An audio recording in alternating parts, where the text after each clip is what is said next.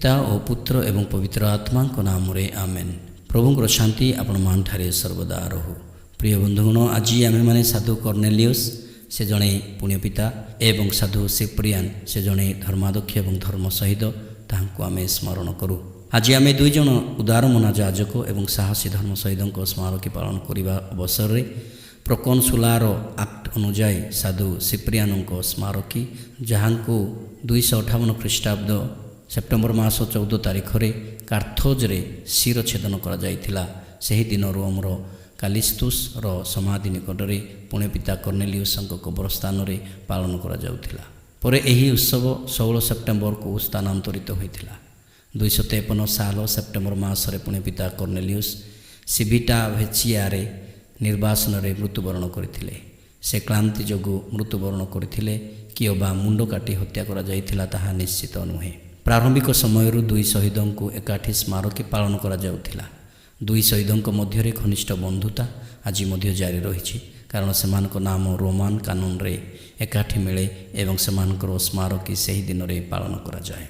250 मसीहार प्रारंभ में डेसियोस निर्यातना काल में पुण्यपिता फाबियान धर्म शहीद होते। तत्परे साधु कर्नेलियस ताहांकर उत्तराधिकारी हेले।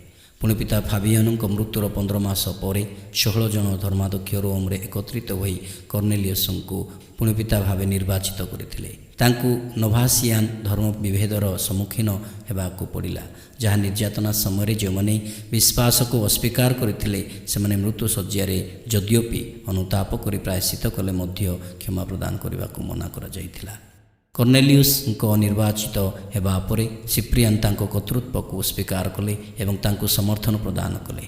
नोभातियान शिविरु कैथोलिक धर्म मंडलीर एकता पाई सिप्रियान अनेक अनुतप्ति को जो मैंने विश्वास रे दृढ़ थिले सेमानकु फेराई आनिबारे गुरुत्वपूर्ण भूमिका ग्रहण करथिले।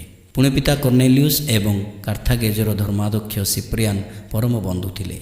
नोभातियान स्थिति को निंदा करुथिबा कार्थागेज परिषदर आदेशनामा को रोमियो परिषद द्वारा अनुमोदित होइथिला। सम्राट गालियोस पुनर्बार निर्यातना आरंभ कले। पुण्यपिता कर्नेलियस को गिरफ्त कले एवं तांको सिभिटा भेचिया को निर्वासित कले। पुण्यपितांकर अटल विश्वास पाई तांको अभिनंदन जनाई सिप्रियान पत्र लिखिले। तुमर विश्वास जहाँ धन्य प्रेरित पाउल भविष्यवाणी करथिले उज्ज्वल भाव में प्रकाशित है। मोर प्रिय भाई, से तांको मनरे तुमर महान साहस एवं अविचलित शक्तिर पूर्वानुमान करथिले। से तुमर महनीय भविष्यत कार्य को घोषणा करथिले। आसंतु आमे परस्पर को एक हृदय और मन सहित स्मरण करिबा। आसंतु आमे सर्वदा परस्पर पाई प्रार्थना करिबा एवं आमर पारस्परिक प्रेम द्वारा आमर बोझ और चिंता को हालुका करिबा। रोमियो कानून बा यज्ञ विधि रे उल्लेखित एकमात्र अण रोमियो धर्माध्यक्ष होउछंती कार्थागेजर सिप्रियान। से प्रारंभिक मंडलीर सबुठारु उत्कृष्ट व्यक्तित्व मध्यरु जणे। से प्राय 210 मसीह जड़े अण ख्रीष्टियान भाव में जन्मग्रहण करथिले एवं तांकर प्रतिभाशाली गुण एवं उल्लेखनीय शिक्षा थिला। तांको युवावस्था से वाक्चातुरीर शिक्षक एवं जड़े वकील भाव में कार्य करथिले। 25 वर्ष बयस से जड़े मृत्युमुखी जाजकों प्रभाव में ख्रीष्ट धर्म ग्रहण करथिले। 246 मसीह पास्का पर्व दिन में से बाप्तिजित होइथिले।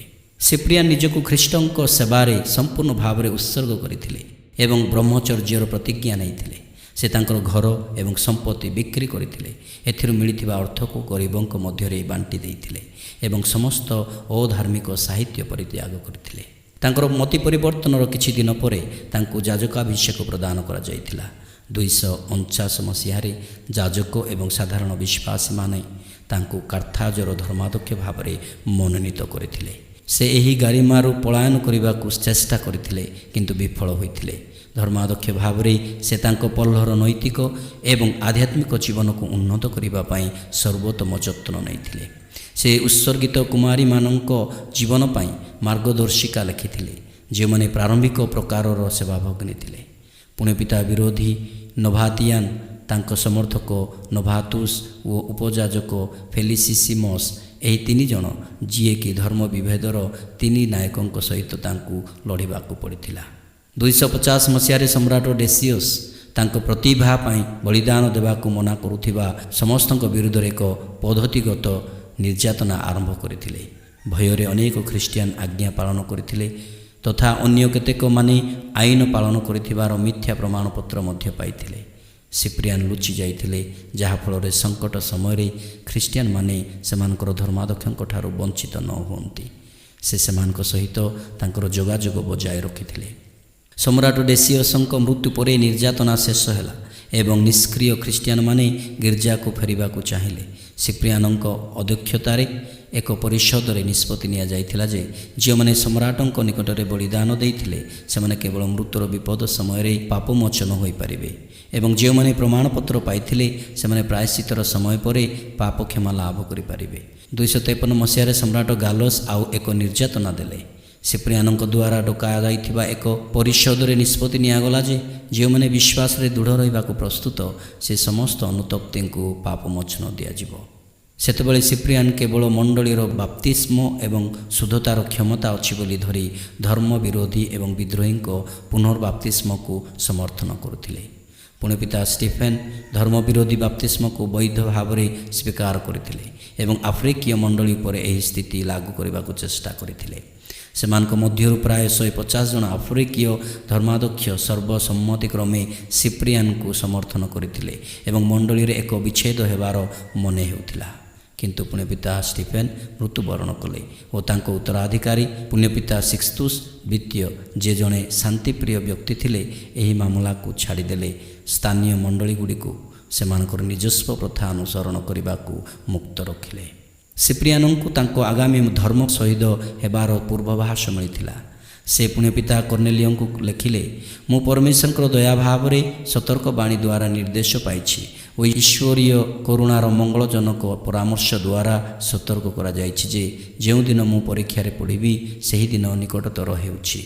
ତେଣୁ ମୁଁ ଆପଣଙ୍କୁ ଆନ୍ତରିକ ଭାବରେ ଅନୁରୋଧ କରିବାକୁ ଚାହୁଁଛି, ସେହି ପାରସ୍ପରିକ ପ୍ରେମ ନାମରେ ଯାହାଦ୍ୱାରା ଆମେ ପରସ୍ପରକୁ ସଂଲଗ୍ନ ହୋଇ ରହୁ, ଆମେ ଆମର ସମସ୍ତ ଲୋକଙ୍କ ସହିତ ନିରନ୍ତର ଉପବାସ, ଜାଗ୍ରତ ଏବଂ ପ୍ରାର୍ଥନାରେ ରହୁ। ଏଗୁଡ଼ିକ ହେଉଛି ସ୍ୱର୍ଗୀୟ ଅସ୍ତ୍ର ଯାହା ଆମ୍ଭମାନଙ୍କୁ ଆମର ବିଶ୍ୱାସରେ ସାହସର ସହିତ ଠିଆ ହେବାକୁ ଏବଂ ସ୍ଥିର ରହିବାକୁ ସାହାଯ୍ୟ କରେ। ଏଗୁଡ଼ିକ ହେଉଛି ଆଧ୍ୟାତ୍ମିକ ପ୍ରତିରକ୍ଷା ଏବଂ ଦିବ୍ୟ ଅସ୍ତ୍ର ଯାହା ଆମର ସୁରକ୍ଷା। 257 ମସିହାରେ ସମ୍ରାଟ ଭାଲେରିଆନ୍ ନିର୍ଯାତନା ପୁନର୍ବାର ଉଜ୍ଜୀବିତ କଲେ। ପ୍ରକନ୍ସୁଲଙ୍କ ଦ୍ୱାରା ପଚରାଯିବାରୁ ସିପ୍ରିଆନ୍ ତାଙ୍କ ବିଶ୍ୱାସ ସ୍ୱୀକାର କଲେ ଏବଂ ତାଙ୍କ ପୁରୋହିତଙ୍କ ନାମ ପ୍ରକାଶ କରିବାକୁ ମନା କଲେ। ତାଙ୍କୁ ନିର୍ବାସିତ କରାଯାଇଥିଲା। 258 ସାଲରେ ସେପ୍ଟେମ୍ବର ମାସ 14 ତାରିଖରେ ତାଙ୍କୁ ଡକାଯାଇ ପୁନର୍ବାର ପଚରାଯାଇଥିଲା। ଯେତେବେଳେ ସେ ସମ୍ରାଟମାନଙ୍କ ନିକଟରେ ବଳିଦାନ ଦେବାକୁ ମନା କଲେ, ପ୍ରକନ୍ସୁଲ ଗାଲେରିୟସ୍ ଓ ମାକ୍ସିମସ୍ ତାଙ୍କ ସ୍ଥିତି ବିଷୟରେ ବିଚାର କରିବାକୁ କହିଥିଲେ। ସିପ୍ରିଆନ୍ ଉତ୍ତର ଦେଇଥିଲେ, ତୁମକୁ ଯାହା କରିବାକୁ ପଡ଼ିବ ତାହା କର, ମୋର ବିଚାର କରିବାର କୌଣସି ଆବଶ୍ୟକତା ନାହିଁ। ପ୍ରସଙ୍ଗଗୁଡ଼ିକ ସ୍ପଷ୍ଟ। ଯେତେବେଳେ ଖଣ୍ଡା ଦ୍ୱାରା ମୃତ୍ୟୁଦଣ୍ଡର ଶେଷ ଦଣ୍ଡ ପଡ଼ି ତାଙ୍କୁ ଶୁଣାଇ ଦିଆଗଲା, ସେ କେବଳ କହିଲେ, ପରମେଶ୍ୱରଙ୍କୁ ଧନ୍ୟବାଦ। ସେହିଦିନ ସିପ୍ରିଆନଙ୍କ ମୁଣ୍ଡ କାଟ କରାଯାଇଥିଲା। ତା ପରଦିନ ରାତିରେ ଖ୍ରୀଷ୍ଟିଆନମାନେ ତାଙ୍କ ଶରୀରକୁ ଏକ ବିଜୟୀ ଶୋଭାଯାତ୍ରାରେ କବରସ୍ଥାନକୁ ନେଇଗଲେ। କିଛି ଦିନ ପରେ ପ୍ରକନ୍ସୁଲ ମଧ୍ୟ ମୃତ୍ୟୁବରଣ କଲେ। ସିପ୍ରିଆନଙ୍କୁ ତାଙ୍କ କାଥେଡ୍ରାଲ ସହର କାର୍ଥାଜରେ ଅତି ସମ୍ମାନ ପ୍ରଦାନ କରାଯାଇଛି, କାରଣ ତାଙ୍କ ସମ୍ମାନାର୍ଥେ 3ଟି ବାସିଲିକା ଉତ୍ସର୍ଗ କରାଯାଇଛି। ତାଙ୍କ ଅବଶେଷ ମର ଶରୀରକୁ 9ମ ଶତାବ୍ଦୀରେ ଲିଓନ୍ସକୁ ଅଣାଯାଇଥିଲା। ଯଦିଓ ପ୍ରାୟତଃ ନିଜ ଜୀବନ ପ୍ରତି ବିପଦ ଥିଲେ ସୁଦ୍ଧା ସିପ୍ରିଆନ୍ ନିଜକୁ ସମ୍ପୂର୍ଣ୍ଣ ଭାବରେ ତାଙ୍କ ପୋଲର ସେବା ପାଇଁ ସମର୍ପିତ ଥିଲେ। ସେ ଖ୍ରୀଷ୍ଟିଆନ ଏବଂ ଅଣଖ୍ରୀଷ୍ଟିଆନଙ୍କ ପ୍ରିୟ ଥିଲେ, କିନ୍ତୁ ମୁଷ୍ଟିମେୟ ଯାଜକଙ୍କ ଦ୍ୱାରା ଘୃଣିତ ହୋଇଥିଲେ। ସେ ପ୍ରାର୍ଥନାରେ ଭରସା କରୁଥିଲେ ଏବଂ ଖ୍ରୀଷ୍ଟଙ୍କ ପ୍ରତି ତାଙ୍କର ବିଶ୍ୱାସ ଏବଂ ମଣ୍ଡଳୀରେ ଆତ୍ମାର ଉପସ୍ଥିତି ତାଙ୍କୁ ଶକ୍ତି ଯୋଗାଇଥିଲା। ସହାନୁଭୂତିଶୀଳ ଓ ଦୃଢ଼ ଭାବରେ ସେ ତାଙ୍କ ଲୋକଙ୍କ ଦୁଃଖରେ ସହଭାଗୀ ହୋଇଥିଲେ ଏବଂ ସେମାନଙ୍କୁ ବିଶ୍ୱାସରେ ଦୃଢ଼ୀଭୂତ କରିଥିଲେ।